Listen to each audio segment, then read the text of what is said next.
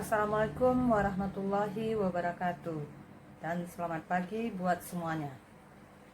Gimana kabar anak-anak ibu? Sehat?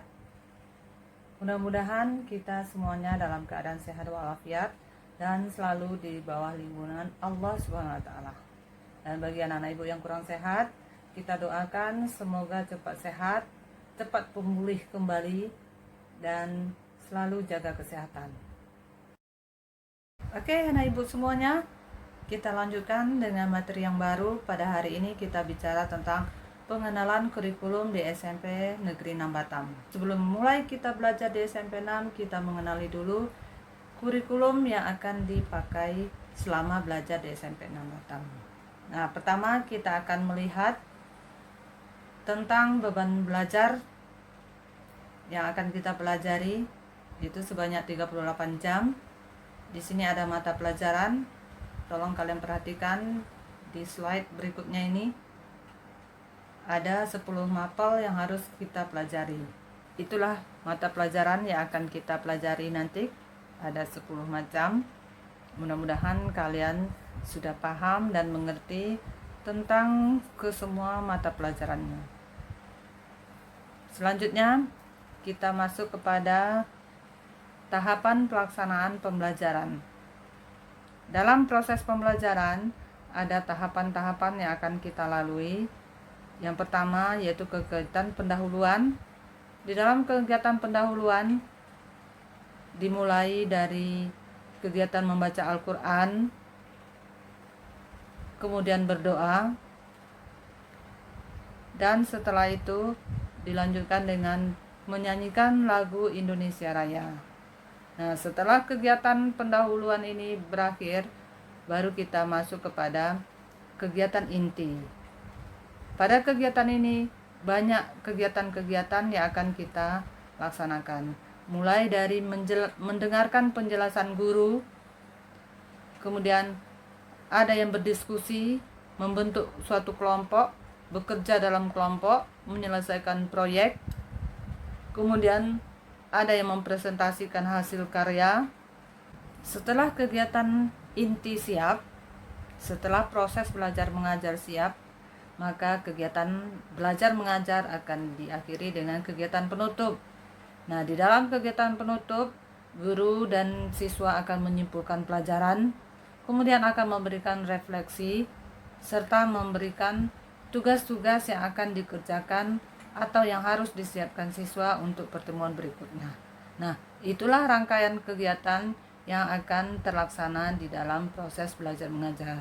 Namun, semua kegiatan itu sudah dirancang oleh guru-guru mata pelajaran sesuai dengan kondisi suatu mata pelajaran dan disesuaikan dengan tugas-tugas yang akan diberikan, tentu sesuai dengan topik yang sedang dipelajari. Jadi nanti kegiatannya akan bervariasi, tergantung kepada teknik yang dipakai oleh guru masing-masing.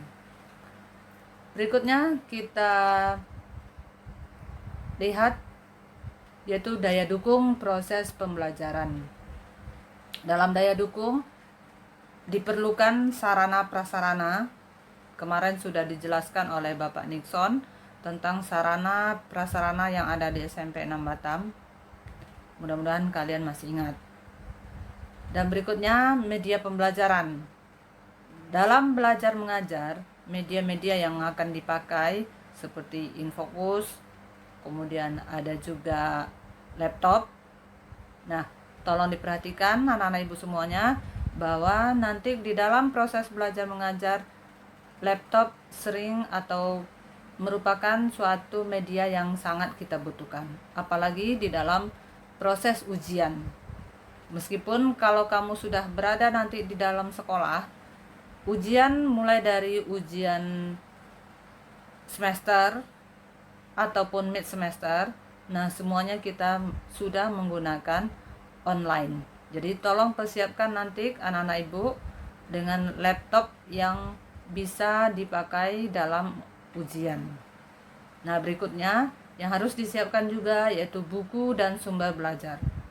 Buku, ada beberapa buku yang akan dipinjamkan oleh sekolah. Kemudian buku-buku yang relevan silakan kalian siapkan sendiri. Kemudian juga bisa cari sumber belajar yang lain, mungkin dari sumber internet ataupun dari website atau video-video pembelajaran yang lainnya. Nah, nanti itu akan dipandu oleh Bapak Ibu guru sesuai dengan mata pelajaran masing-masing. Berikutnya, aspek penilaian. Aspek penilaian ini merupakan aspek yang harus diperhatikan. Karena nanti ini berurusan dengan nilai, akan mempengaruhi kepada naik atau tidaknya anak-anak ibu semuanya. Gimana anak-anak ibu? Kalian mau naik atau mau tinggal nanti di kelas 7? Ya, ibu yakin semuanya punya tekad, punya cita-cita akan naik ke kelas berikutnya, tentu dengan nilai yang memuaskan. Nah, untuk mencapai nilai yang memuaskan, perhatikan aspek penilaian yang akan ibu jelaskan. Nah, pertama, penilaian sikap. Penilaian sikap ada 2, yaitu tentang sikap spiritual, kemudian penilaian sosial. Spiritual itu berhubungan dengan beribadah. Kita harus berdoa dan bersyukur serta memelihara hubungan baik sesama umat. Nah, bagian sikap spiritual ini akan dinilai oleh semua guru dan terutama dengan guru-guru agama. Kemudian nilai sosial. Dalam penilaian sosial ada beberapa karakter yang harus ditanamkan. Sebagai seorang siswa, kamu harus punya karakter jujur, disiplin, tanggung jawab, peduli, percaya diri, mempunyai sikap yang santun, dan lain-lain sebagainya. Nah, semua penilaian sikap ini akan diambil oleh nilainya sama guru, bisa dalam bentuk observasi, bisa dalam bentuk jurnal, ataupun penilaian diri, atau penilaian antar teman. Nah, kesemuanya nilai sikap ini nanti akan dirangkum. Nah, ini nanti akan mempengaruhi kamu waktu kenaikan kelas. Di dalam rapor juga dituliskan nilai sikapmu apakah baik atau sangat baiknya. Berikut tentang aspek penilaian pengetahuan. Nilai pengetahuan ini bisa diambil dari nilai tugas, nilai ulangan. Kedua ini dinamakan dengan penilaian harian.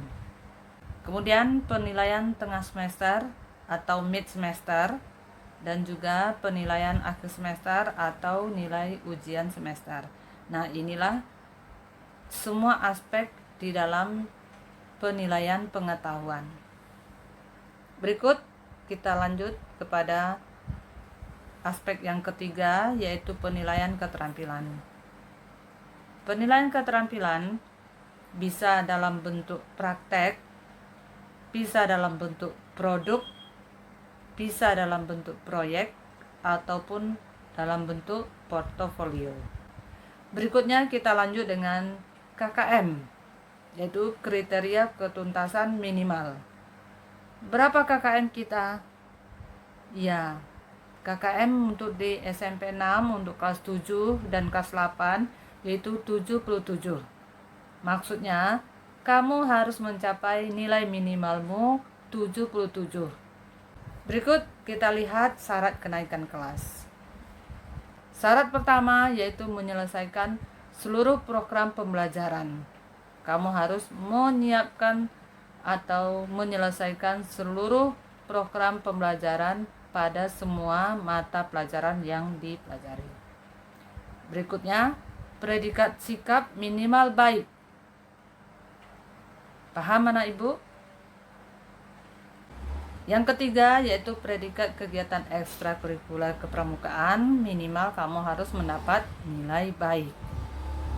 Dan yang berikutnya, tidak memiliki lebih dari 2 mata pelajaran yang mendapatkan nilai di bawah KKM. Nah, yang terakhir syarat kenaikan kelas yaitu ketidakhadiran.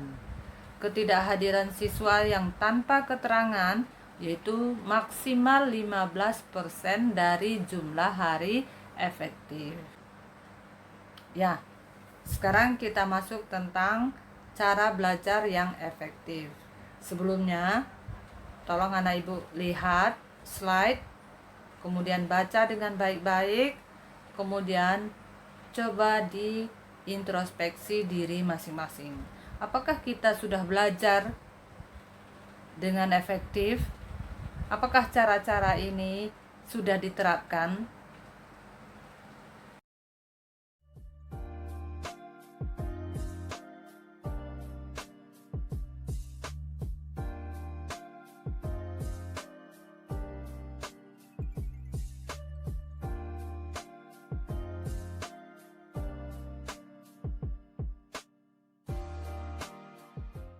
Oke anak-anak ibu, inilah cara-cara belajar yang sudah kita diskusikan.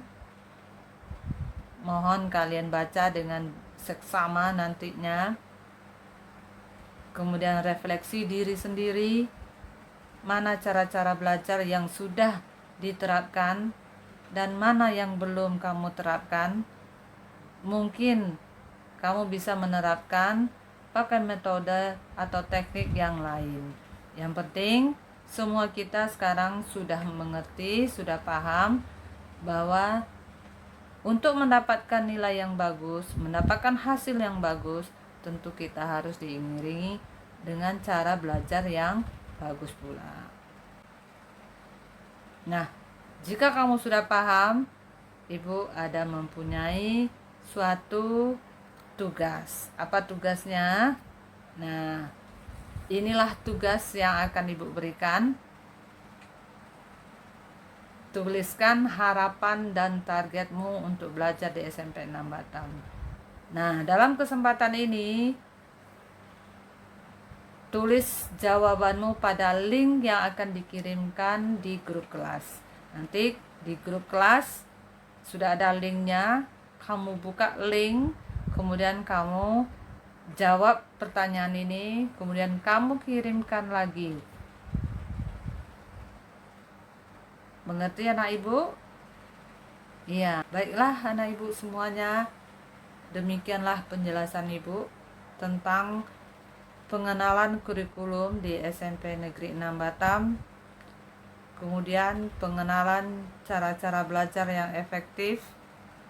Ibu harapkan kalian bisa memahami, bisa mengerti, dan tentunya besar harapan kami kalian bisa menerapkan nanti di dalam proses pembelajaran. Oke, sebelum ibu tutup, ibu ingatkan lagi, selamat datang di SMP Negeri 6 Batam dan selamat belajar nantinya. Semoga niatmu yang bagus akan bisa terwujud, akan bisa mengantarkan kamu mencapai masa depan yang lebih bagus nantinya. Sekian dari ibu dan terima kasih atas perhatiannya. Jangan lupa kumpulkan jawabanmu ini di dalam link yang sudah diberikan di dalam grup kelas. Sekian dan terima kasih. Wassalamualaikum warahmatullahi wabarakatuh.